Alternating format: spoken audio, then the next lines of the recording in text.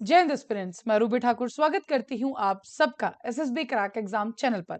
आज मैं आपसे बात करने आई हूं एक नए टॉपिक पर और आज जो टॉपिक है that is related to a recent judgement जो की दी गई है by the Supreme Court of India. So yes, Supreme Court of India ने कहा है कि एमपीज है जो भी हमारे मेंबर ऑफ पार्लियामेंट्स होते हैं और जो एमएलएज है उनको एक इम्यूनिटी दी जाती थी for the exemption from the prosecution अगर वो कोई भी ब्राइब एक्सेप्ट करते थे हाउस के अंदर वोट करने के लिए उसके रिलेटेड कोई भी केसेस। लेकिन अब ऐसा नहीं होगा, कोई भी इम्यूनिटी उनको नहीं दी जाएगी। तो चलिए जानेंगे पूरे वीडियो लेक्चर में कि ऐसा कौन सा केस था जिसके थ्रू इनको ये पावर दी गई थी, इनको इम्यूनिटी दी गई थी, लेकिन अब finally supreme Court of India ने इसे कैंसिल कर दिया है। So Supreme Court ruled that member of parliament and the member of legislative assemblies cannot claim any immunity from prosecution under Article 105 and Article 194 of the Constitution। and ये दोनों article से बात करते हैं power and privileges of the MPs and MLAs of our country. और ये सारा का सारा जो केस है जो हमने Sita Soren versus union of India का जो केस है उसी के बाद हमने ये एक नया मोड देखा है जो कि कॉन्स्टिट्यूशन में चेंज किया गया है। कॉन्स्टिट्यूशन बेंच जो 7 बिकॉज जो लेट जो लास्ट जिससे इम्यूनिटी दी गई थी जो केस था हमारा 1998 का case PV Narasimha Rao versus state. And उसी केस के अंदर ये कहा गया था कि एमपीज और एमएलएस को ये इम्यूनिटी रहेगी और वो जो जजमेंट आई थी दैट वाज बाय द 5 जजेस बेंच, इसलिए उसको ओवररूल करना था। सो नाउ जो अभी रिसेंट हमारी जजमेंट आई दैट इज बाय द 7 जजेस। और वो 7 जजेस कौन कौन से थे? For sure are head chief justice of India DY Chandrachud ji, justice AS Bopanna, MM Sundaresh, PS Narasimha, JB Pardiwala, PV Sanjay Kumar and the Manoj Mishra, इन सब ने मिलकर ही इस जजमेंट को दिया है।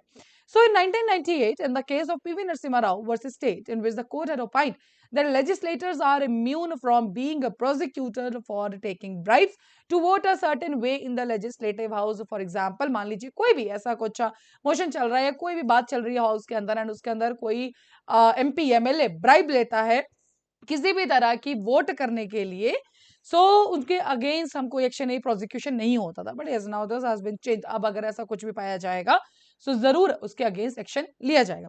So the judgement of the majority in the PV Narasimha Rao which grants immunity from a prosecution to a member of a legislature who has illegally engaged in a bribery for casting a vote or speaking has wide ramifications on the public interest, probity in the public life and the parliamentary democracy. There is a grave danger of this court allowing an error to perpetuated if the decision were not reconsidered। और ये पूरे की पूरी statement थी by the court. उनका कहना ये था कि अगर इस चीज को ना हटाया जाए, अगर प्रोसिक्यूशन ना किया जाए तो बेसिकली जो हमारा एक इंडियन पार्लियामेंट की जो डेमोक्रेसी है वो सबसे बड़ी हानि है। बिकॉज डेमोक्रेसी का मतलब है सुप्रीम पावर हमारे पीपल ऑफ इंडिया के पास होनी चाहिए। और अगर ऐसा कुछ भी ब्राइबरी केस के अगेंस्ट भी अगर हम एक्शन नहीं लेंगे तो ये हमारे डेमोक्रेसी के लिए बहुत बड़ा खतरा है एंड ये उसके प्रिंसिपल्स के अगेंस्ट है। अब बात करते हैं कुछ आर्टिकल्स की, जैसे कि पहला आर्टिकल, दो आर्टिकल्स जो हमने स्टार्टिंग में मेंशन किए थे, आर्टिकल 105 एंड आर्टिकल 194। सो पहला आर्टिकल है 105 क्लॉज 2 ऑफ द कॉन्स्टिट्यूशन जो कि स्टेट करता है no member of parliament shall be liable to any proceedings in any court in respect of anything said or any vote given by him in the parliament or any committee therefore, and no person shall be so liable in respect of the publication by or under the authority of a house of parliament of any report, paper, votes और proceedings. सो ये इसी article के अंदर mention था कि yes आप उनके against जो प्रोसिक्यूशन नहीं कर सकते, वो क्या वोट करते हैं, जो एक फ्रीडम ऑफ स्पीच का जो आइडिया है वो उसमें इनकलकेट किया गया था। Now next is Article 194 Clause 2. Identical protections to member of state legislatures जो हमने वहां पे बात करी MPs के लिए। Now the same is for the Article 194 and before the seventh judgment was essentially the interpretation of this provision. The provision was previously interpreted 1998 जिसका मैंने आपको बात की JMM bribery case PV Narasimha Rao versus state case जो था basically उसी के अंदर इसको पहले इंटरप्रेट किया गया था। Now finally again it has been interpreted। अब बात करते हैं कि कोर्ट ने इसके ऊपर पूरी की पूरी क्या एक्सप्लेनेशन दी है। सो कोर्ट ने इसमें कहा है कि जब बात आती है पार्लियामेंट्री प्रिविलेजेस की तो हमें दो तरह की प्रिविलेजेस देखने को मिलती है। पहली प्रिविलेज है जो कि कलेक्टिवली कोई भी हाउस फंक्शन करता है, जैसे कि which would include the power to punish for its contempt, power to conduct its own affairs among others. And similarly the second is the individual right जो कि हर एक मेंबर के पास उसमें होते हैं, जैसे कि फ्री स्पीच की बात करें। The court said it has to pass the test, एक ऐसा टेस्ट जिस टेस्ट को हम नेसेसिटी टेस्ट के नाम से भी जाना जाता है। एंड नेसेसिटी टेस्ट का अगर आप मतलब जानेंगे तो उसका मतलब है कि ऐसे वो पावर्स जो उनको मिलनी चाहिए जिनके बिना, या ऐसी कोई भी प्रिविलेजेस जो किसी भी मेंबर को दी जानी चाहिए जिसके बिना वो अपने फंक्शन को ना डिलीवर कर पाए, उसे हम कहते हैं necessity test, which means that for a member to exercise a privilege, the privilege must be such that without it they could not discharge their function. और इसी पे कोर्ट का कहना था कि ब्राइब एक्सेप्ट करना कोई भी एक प्रिविलेज नहीं है और ये जरूरी नहीं है कि इसके बिना कोई भी मेंबर है जो कि अपना फंक्शन है वो प्रॉपर्ली डिलीवर नहीं कर पाएगा. Accepting bribes cannot be said to be the necessary to discharge one's functions as a lawmaker, unlike, for example, having the right to free speech. The court also said that the constitution envisions probity in the public life. Corruption and bribery of members of the legislature erode the foundation of Indian parliamentary democracy. जो मैंने आपको पहले भी बताया कि हमारा जो एक बेस है, भारत का बेस है, गवर्नेंस का बेस है, भारत को चलाने का जो बेस है, that is our constitution. And constitutional values के अंदर ये कहीं भी मेंशन नहीं है. एंड अगर आप ऐसा कुछ कर रहे हैं, so that is are against enshrined values in the constitution. Aspirational and deliberative ideals के अगेंस्ट है, पर्टिकुलरली हमारी डेमोक्रेसी के अगेंस्ट है. So the constitution and creates a polity which deprives citizens of a responsive representative democracy. और एक चीज बहुत important है, that is the transparency, accountability. So these are the things जो कि कॉन्स्टिट्यूशन देता है, ये अधिकार देता है हमारे पीपल ऑफ इंडिया को. The court also analyse the section 7 of the prevention of corruption act. क्योंकि एक और क्वेश्चन जिसमें सुप्रीम कोर्ट को जवाब देना था, दैट वाज, मान लीजिए कि किसी भी मेंबर ने ब्राइब एक्सेप्ट कर लिया और उन्होंने जो अकॉर्डिंगली जिस चीज के लिए उन्होंने एक्सेप्ट किया था ब्राइब, उसके अकॉर्डिंग उन्होंने एक्ट नहीं किया. मान लीजिए उनको वोट देना था हाँ में, ब्राइब उन्होंने ले लिया, लेकिन उन्होंने वहां पर जाके हाउस में जाके ना बोल दिया, तो क्या तब भी उनका प्रोसिक्यूशन किया जाएगा? तो इसी पर्टिकुलर चीज के लिए इसको section 7 of prevention of corruption act को लाया गया.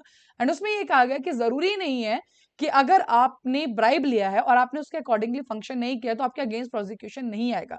क्योंकि सेक्शन 7 बोलता है इस एक्ट का कि ऑब्टेनिंग, एक्सेप्टिंग और अटेम्प्ट टू ऑब्टेनिंग, अगर आप इनमें से आपने अटेम्प्ट भी किया है और आपने एक्सेप्ट कर ली है, तो भी आप क्या है, आप करप्शन की जो एक ऑफेंस है करप्शन के अंडर, आप उसको कंप्लीट कर चुके. आपने उसके अकॉर्डिंगली फंक्शन किया नहीं किया कुछ भी मैटर नहीं करता है, आप ऑलरेडी करप्शन के ऑफेंस को कंप्लीट कर चुके हैं. It is not necessary that the act for which the bribe is given B actually perform. This means that accepting a bribe is an offense as is, and it does not depend on whether the public servant acted differently. आपने house में जाके हाँ बोला ना बोला कुछ matter नहीं करता, लेकिन अगर आपने ब्राइब ले लिया है, so yes, now the case will be against you, that the prosecution आपके अगेंस्ट जरूर होगा. The court also said that it would be a violation of the right to equality. And yes, when we are talking about the right to equality, हमारा fundamental right जब violate होगा तो ये Supreme Court can come here. So Article 14 of the Constitution to create an illegitimate class of public servants which is afforded extraordinary protection, such as a classification, the court said would be manifestly arbitrary. Since Parliament also has the power, because हम सब जानते हैं कि Parliament के power है contempt को punish करने का, लेकिन अब जो है जुडिशरी हमारा जो कोर्ट है वो भी इसमें फंक्शन जरूर कर सकता है. Since Parliament also has the power to punish its members for the contempt, the punishment here could be suspension from the House and even sentencing to jail. Then jail term, the Supreme Court had to decide whether this meant the courts had no role to play. The Supreme Court held that both the court and the Parliament, अब दोनों के पास power होगी, parliament के पास भी और court के पास भी power है कि वो एक्सरसाइज कर सकता है इस ज्यूरिसडिक्शन को जब भी ऐसा कोई भी केस सामने आता है तब. Now, this is because, and इसके ऊपर जो सुप्रीम कोर्ट ने एक रीजन भी दिया है कि this is because the purpose of punishment by the house was different from the purpose of a criminal trial. And जब criminal trial, because जब हम पार्लियामेंट पनिश करेगी तो वो अपने रूल्स एंड रेगुलेशन के, लेकिन करप्शन देखा जाए कहीं ना कहीं क्रिमिनल एक्ट है एंड उस क्रिमिनल ट्रायल को पनिश करने के लिए हमें कोर्ट की ही जरूरत है, कोर्ट का ही जुरिसडिक्शन होना चाहिए. So the issue of bribery is not one of the exclusivity of jurisdiction by the house over its bribe taking members. The purpose of house acting against a contempt by a member for receiving a bribe serves a purpose distinct from a criminal prosecution, and this was the last statement by the court. Done. So yes, so finally now अगर कोई भी member of the house है, वो MP है, MLA है, bribe लेता है house में एक्ट करने के लिए, so yes, now अब उनको कोई भी immunity नहीं दी जाएगी.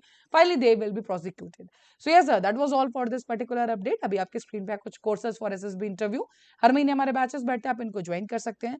साथ ही these are the courses for NDA CDS FCAT. You can enroll in this particular courses. While enrolling, you can use the discount code जो कि है Warrior 10. जैसे ही आप इस कोड को यूज करेंगे, you'll be getting the 10% off on that particular course. So that's all for the day. Thank you so much. जय हिंद, जय भारत. अगर आप एक डिफेंस एस्पिरेंट हैं और SSB interview, NDA, CDS, AFCAT जैसे एग्जाम्स के लिए प्रिपेयर कर रहे हैं तो आप एसएसबी क्रैक एग्जाम्स के कोर्स को चेक करना ना भूलें. आप हमारी लर्निंग एप्लीकेशन को गूगल प्ले स्टोर से भी डाउनलोड कर सकते हैं.